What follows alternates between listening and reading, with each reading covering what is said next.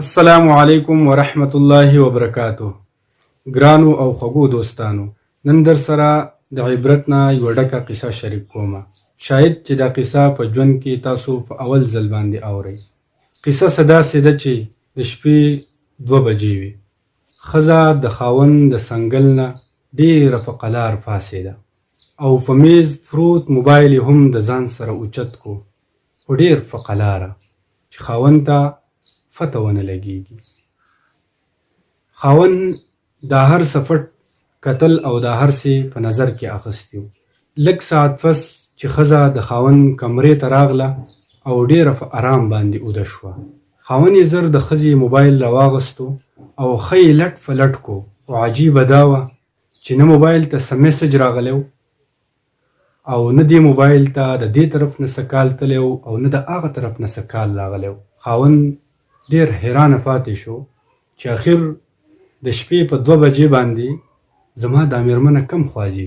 په 2مه شپه خاوند ډېر په چل او هنر باندې خپل سیم کارډ د ښځې په موبایل کې کېښودو او د ښځې سیم کارډ یې په خپل موبایل کې کېښودو. بیا هم ښځه د معمول مطابق د خاوند د خوا نه ډېره په قلار پاڅېده او موبایل یې ورسره واغېستو. خاوند یې زر په کټ کې کېناستو او په دې انتظار باندې و چې زما د ښځې په سیم کارډ باندې به اوس د چا کال راځي او یا میسج راځي. خو ډېر ساعت وشو، نه څه کال راغی نه مس کال راغی. ښځه بیا هم واپس کمرې ته راغله او ډېره په ارام سره اوده شوله. خاوند ډېر حیران او پریشانه و چې آخر د شپې زما دا بیبي چېرته ځي. په 3مه شپه بیا هم ښځه د خاوند د کمرې نه ډېره په قلار پاڅېده او په میز پروت موبایل د ځان سره ډېر په طریقه چوت کو چې خاوند زما د دې عمل نه خبر نشي. 15 منټه پس خاوند هم بهر ته پسې ووتو چې وګوري اخر زما دا کور ودانه چېرته ځي د شپې په 2 بجې باندې. خاوند څه ګوري چې یو ډېر د عجیب منظر سره مخ کېږي او ښځه یې د کور په یو محفوظ ځای کې په تهجدو باندې ولاړه ده. خاوند ډېر حیرانه پاتې شو چې دا منظر یې ولیدو او ښځې د خاوند دپاره دعاګانې غوښتلې او هر قسمه دعاګانې خپل خاوند ته کولې. الله دې وکړي چې مونږ او تاسو ټولو مسلمانانو له الله رب العالمین نیک عمله او باعمله مؤمنې او مسلمانانې بیبیانې راکړي. آمین. د قصې مقصد دا دی که دا قصه دروغي او که رښتیا یي، خو زمونږ دپاره پکې یو غټ نصیحت دی. هغه دا چې کله هم په چا باندې شک مه کوئ.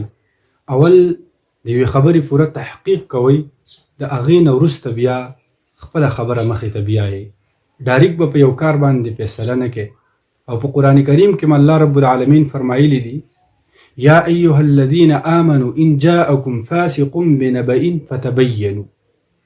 ای مؤمنانو، که تاسو له یو فاسق خبر راوړي نو تاسو د هغې پوره تحقیق وکئ. د هغې نه وروسته بیا انسان خپله فیصله هغه کولی شي. که انسان ډایرکټ د یو کار په باره کې فیصله وکړي او هغه کار شکي ده د پوره تحقیق نه نو ډېر زر په هغې باندې پښیمانه کېږي، ځکه منځ کې قصه بل شانتي او د ده په ذهن کې شک او شبهات یې په هغې باندې فیصله وکړي. نو موږ له چرم په شکونو باندې فیصلې کول نه دي پکار، بلکې ښه پوره تحقیق کول پکار دي. د هغې نه وروسته بیا فیصله کول پکار دي.